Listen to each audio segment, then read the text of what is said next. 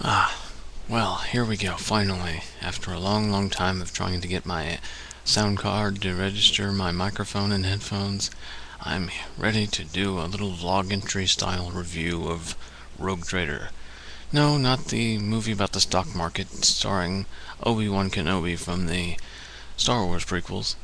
We're talking about the Rogue Trader pencil and paper RPG from Fantasy Flight Games, set in the Warhammer 40k universe from Games Workshop.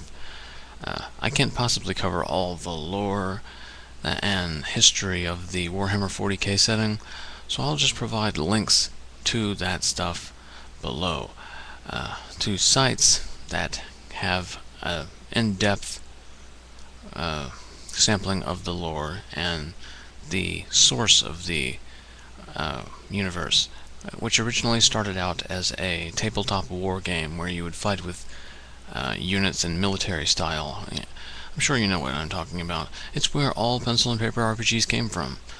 Gary Gygax, who made Dungeons & Dragons with some help from a guy whose name I can't recall, he was originally a designer of tabletop war games, and with help from that guy who no one remembers, developed a role-playing game based around one of his games.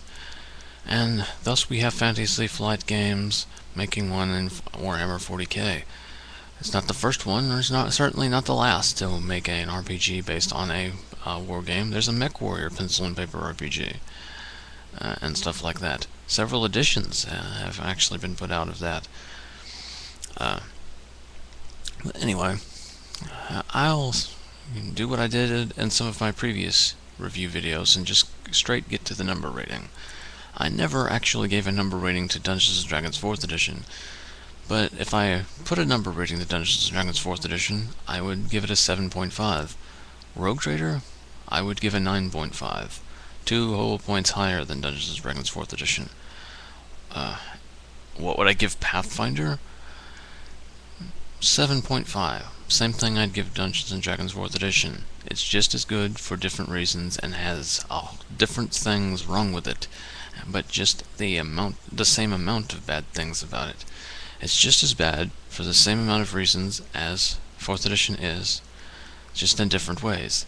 Same thing with the positive. Rogue Trader, however, 2 whole points higher than the rating I would give both of those. 9.5. Is it really that much better? Does it really have that little wrong with it? Well, aside from going into the mathematical things of using a percentile system rather than like a d20 or a dice pool system, there's very little I can actually see that's wrong with it. It's a bit rules intensive, much like the war game. You've got to know a lot of rules compared to some other rule sets that are out there, and these rules, if you miss some or overlook rules easily, parts of the game could fall apart more easily than other systems. But relatively, if you are an experienced pencil and paper RPGer, you can pick up Rogue Trader in like an afternoon. You just read through it and make sure to double check your rulings and stuff, and you can pick it up easily. It's relatively simple. It's just got a lot of rules to pick up. In that extent, another negative thing about it that is more positive than the weight of a lot of rules is the weight of the lore. While this technically isn't a bad thing if you like a beefy setting that is very substantial. In fact, I earlier stated that it was so substantial that I couldn't possibly cover even a fraction of it, and that's true. It's that beefy. That comes with the drawback of the system is so heavily rooted in the lore and all of that stuff that you have to forcibly extract it, changing several things with the amount of work needed, varying by setting you're turning it into. For example, if you wanted to do a Mass Effect RPG using Rogue Trader, it would be just a simple matter of taking away a few of the abilities of the Astropath Transcendent, which is the psychic mage guy. Mass Effect has psychic power dudes, so you can just take away some of the things that Mass Effect doesn't have in their psychic people, like the telling the future and the long-range telepathy dealies. So that wouldn't require much work at all, because all of the classes in the game technically exist in the Mass Effect universe in an alternate form, aside from perhaps the missionary. But I digress. And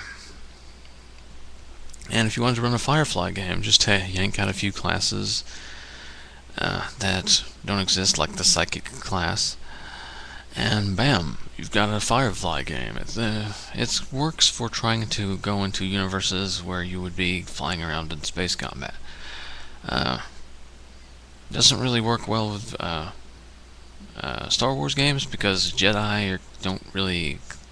it would require a lot more work to produce Jedi using these classes and equipments. Not an insane amount, but it would require a lot more than other more comfortable systems. And frankly, while there's not really a Mass Effect system, there is a Star Wars game system, so use that. You could also reasonably easily make a Star Trek game out of this, with the little tweakings. Because heck, if you play Star Trek Online and look at the naval combat, it operates very similarly to naval combat in Rogue Trader. So yeah, another strength of the system is that spacefaring combat. If you get to be the party gets to be the senior crew of a starship going out to make money, conquer worlds, create shady deals, kick ass, take names, maybe be pirates. It's all up to you. You're in control of your destiny to an extent. You're still under the thumb of the Galactic Imperium, the Imperium of Man, to an extent, but you're the closest thing to free in the entire universe. Which is saying a lot, considering the Imperium of Man that runs things is fairly domineering. The video's running long, and I can't possibly go into all of the class dynamics as they interact, like point by point, but there's the several archetypes you'd be familiar with, and if you're familiar with other game systems, you can easily find a role in here. There's like the captain of the crew, the rogue trader, which holds the warrant of trade and makes it legal for you to do all of this stuff. Basically, we've got so much legal power to do all of this crap we're doing within limits.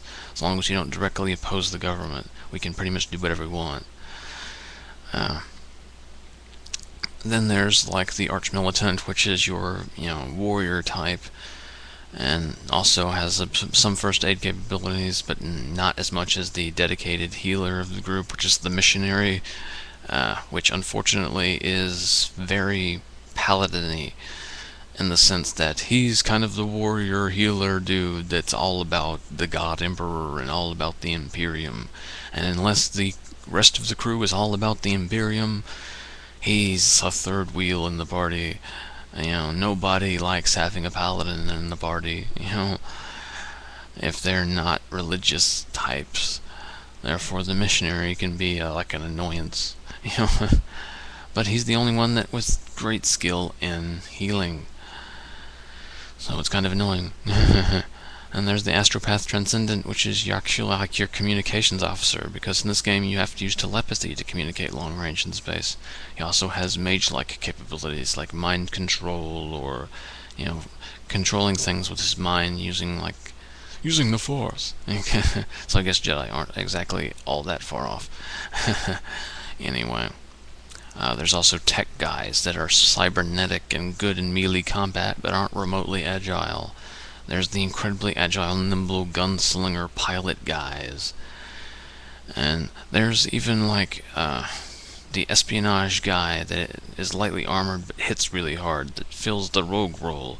He's also the secretary of the business you're running, that does all the bookkeeping and stuff, and is all about subterfuge and stuff. It's like having James Bond as your secretary. It's freaking nice. If I wasn't playing the Rogue Trader in the Rogue Trader game I'm a part of, I would probably be a Seneschal, which is the bookkeeping super spy guy I just mentioned, that didn't give a name to. So yeah. If you have played it in other systems, there's a version in this thing, and deeply rooted in lore, and so much that I can't really go into it. But I can provide sources of that lore in the topic below. Hey, I gave it a 9.5 shining review. If you're looking for a system in which you can do space combat but aren't restricted to space combat, we have all of the options in the world where you can go through doing nothing but social engagements, maybe occasionally having a firefight on the ground, or you want to be soldiery on the ground and take like space stations by force, or like take over fortresses on lands, or bend primitives to your will and taking over planets and colonizing them. You want to be a pirate and specialize mainly in ship-to-ship combat. You want to command armies, you can do that. Whatever course of action you want to do to setting your fortune and having adventures, you can do within this system. The dice system also scales very well.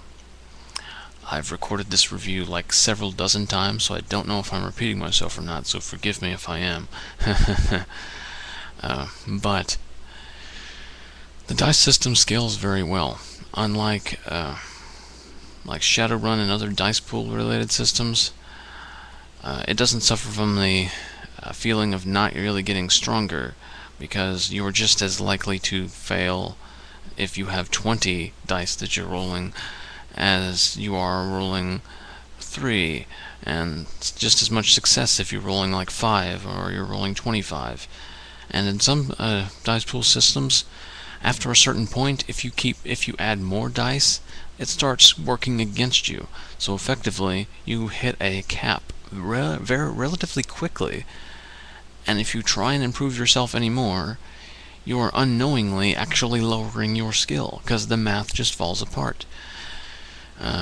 Also scales better than the D20 system, because the D20 system relies heavily on increasing the difficulty of tasks to keep up with your increasing level-based progression. Rogue Trader fixes most of these problems by combining the dice pool system's frequently not class-based leveling progression that focuses on using experience points to buy abilities, and the level-based progression that you get bonuses and allocate them to a set amount of things, and generally your abilities are determined by class. It merges those two, where you have an array of options that you spend your experience to get, but those array of options are based on your class, and it's flexible. Your DM can allow you to buy options that aren't on your list, but you technically would have. So it's very flexible, but not too flexible, and progression is a good even mix of level-based and non-level-based. So it fixes a lot of those associated progression problems from both systems by taking the strengths of both. And the skill system it's based entirely on your attribute rather than getting bonuses from your attribute. For example, if you are trained in using charm and you want to charm someone, and you have a 40 in the charisma attribute, which is fellowship. If you have a 40 fellowship and you're trying to charm someone and you're trained in charm, you need to roll a 40 or lower to charm them, depending on circumstance modifiers and such. But if you're not trained in a skill, and it's a skill that you could use without training, like let's say another fellowship-based one, disguise, deceive, bluffing, basically. You can use that whether you're trained in it or not, but if you're not trained in it, you only add half of your related attribute to it. So that fellowship of 40, and you're not trained in deception, you would only have a 20% chance of succeeding at that bluff attempt. So, rather than focusing on amping up your stuff using the level progression, it's more focused on giving you more uses of your attributes and your bonuses. Where your bonuses come from are circumstances, from the ease of the thing you're trying to do, your roleplay, and gear that can boost your ability to do something, such as like having a scope or a laser sight on your gun boosts your ability to hit somebody with a bullet. or being impeccably dressed might make you more charming, although there's no hard-written, hard-coded bonuses from being impeccably dressed. I'm just saying DM's discretion on that. And while these gear bonuses can be great and handy, they're not game-breaking.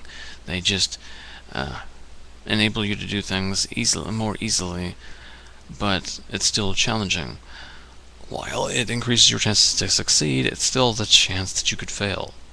It's very fair, balanced, and smooth, and progresses well.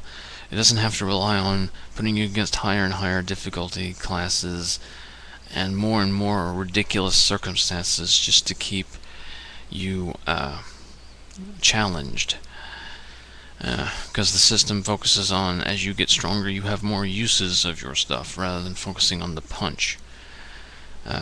So yeah, if this kind of system where you can do anything and you're out there nearly a free man, free to set your own destiny and seek fortune and fame in the universe on your own starship, building your own fleet if you want to, building a dynasty through any means that you want, and it can change freely between them, just a plethora of options like I've disclosed before.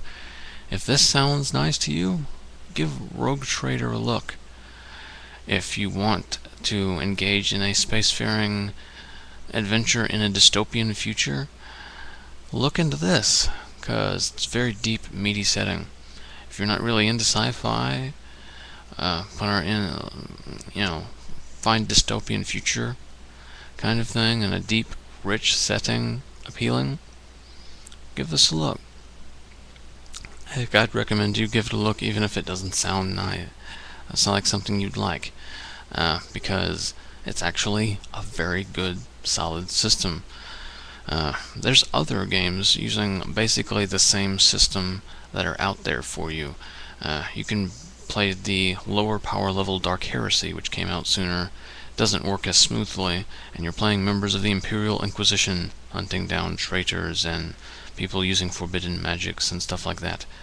Or you can be a space marine in the Death Watch game and be like uber powerful things fighting off, threats that could extinct entire planets. But that's very combat focused, and you'll pretty much do nothing social in that. Usually, it's very combat heavy. And then there's recently coming out their Black Crusade setting, where you're technically doing things similar to previous games like Rogue Trader and Death Watch and Dark Heresy, but you work for the bad guys. So there's lots of options in this system. I'm sure you can find something right for you. So if you want to learn more about the setting and the rules, I've linked to the Fantasy Flight website for Rogue Trader and miniwargaming.com, where you can get a good look at the Warhammer tabletop war game and a lot of the lore stuff associated with the Warhammer and Warhammer 40k universes. So check down there. Also, you can look forward to a upcoming review of the game that I'm actually playing in of Rogue Trader, the Rogue Trader game I'm currently in, where I'm acting as the captain of the ship, the Rogue Trader. I'm not going to do it right away. It may take a week or two, because basically I'm kind of agitated right now, and I don't want to put a review out there of something somebody put together. My GM actually put some work into this, and I don't want to give a really scathing review right now. I want to bring up the issues with him and try and work it out and fix everything, before I get in there and sink my teeth into, disparaging what's happened and whining about it. But yeah, Warhammer 40k's Rogue Trader game. 9.5 out of 10. The highest review I've given any game system I've reviewed, which isn't saying a lot because I've only reviewed one other one, aside from the quick review of Pathfinder I put in here. So, if you want me to take a look at any other game systems, feel free to let me know. I've played Shadowrun and New World of Darkness to an extent, and I've played Pathfinder. If you want a review like this of those systems, then go ahead and let me know. So, anyway, this is cheezeofages, signing off before I ramble more.